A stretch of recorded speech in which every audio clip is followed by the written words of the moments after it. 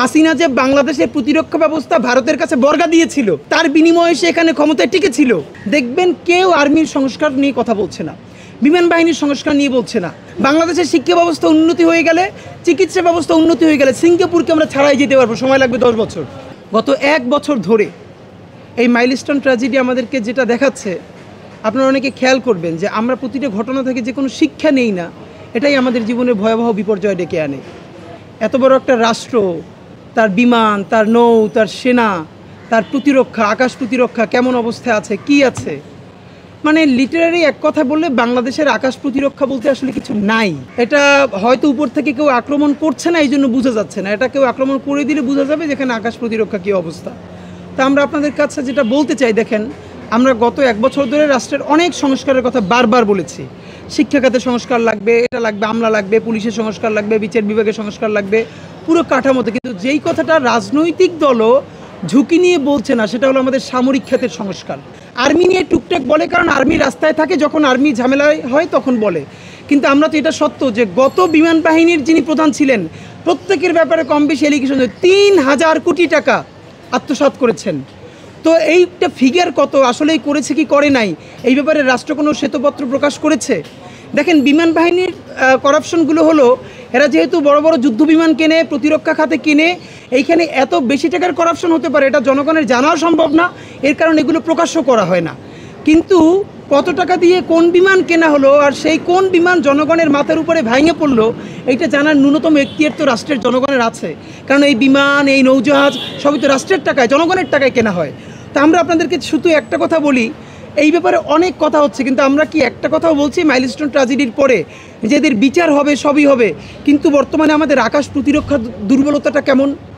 আপনি ভাবেন বর্তমানে যে আমাদের যুদ্ধ বিমান যেটা ওখানে ক্রাশ করলো, এটা তো যুদ্ধ বিমান, একটা ফাইটার জেট, এবং এই ফাইটার জেটের যে মডেলের বয়স, এটা আমাদের এই জেনজি যারা আছে তাদের অনেকের বাপের বয়সেরও বেশি। মানে জেনজি যারা, তাদের যে বাপের বয়স তার চেয়ে ওই মডেল পুরনো। 90-এর পরে দুনিয়ার আর কোনো দেশে এগুলোর কোনো মানে প্যাটার্ন চলেই না এভাবে। আপনি এরকম সেকেলে একটা বিমান দিয়ে, যুদ্ধ বিমান দিয়ে আপনি চালাইতেছেন, এবং কোনটা আপনার প্রতিবেশী দেশ হইল যে পৃথিবীর 4র্থ সামরিক শক্তিতে, আর সেইখানে আপনি কটকটি মার্কা এইসব যুদ্ধ বিমান দিয়ে, মানে এগুলোর মানে কি? যদি না পারে বলবেন আমার সিঙ্গাপুর তো এরকম থেকে চলে এসেছে, বলেছে আমাদের এরকম সামরিক খাত পালতে পারবো না, এর চেয়ে আমরা এটার চিকিৎসা খাতে খরচ করি। তা আপনারা যদি একটা লিটারারি ভালো সামরিক খাত তৈরি করতে পারেন তাহলে করবেন, আর নইলে সমস্ত সামরিক খাতের টাকা বাংলাদেশের শিক্ষা ব্যবস্থায় আর চিকিৎসা ব্যবস্থায় আপনারা ট্রান্সফার করে দেন। বাংলাদেশের শিক্ষা ব্যবস্থা উন্নতি হয়ে গেলে, চিকিৎসা ব্যবস্থা উন্নতি হয়ে গেলে সিঙ্গাপুরকে আমরা ছাড়াই যেতে পারবো, সময় লাগবে 10 বছর। তো আপনি প্রতিরক্ষা খাতে সবথেকে বেশি খরচও করতেছেন, কিন্তু কিনতেছেন ভাঙ্গারি বিমান, ভাঙ্গারি নৌজাহাজ, আর শিক্ষা খাতেও বরাদ্দ হইতেছে না, চিকিৎসা খাতেও বরাদ্দ হইতেছে না। মাত্র মানে 2000-এর অধিক মানুষের জন্য বাংলাদেশে রাষ্ট্রীয়ভাবে একজন ডাক্তার, এই দেশের মধ্যে আমরা বসবাস করি, তাহলে এটা দিয়ে হবে কি?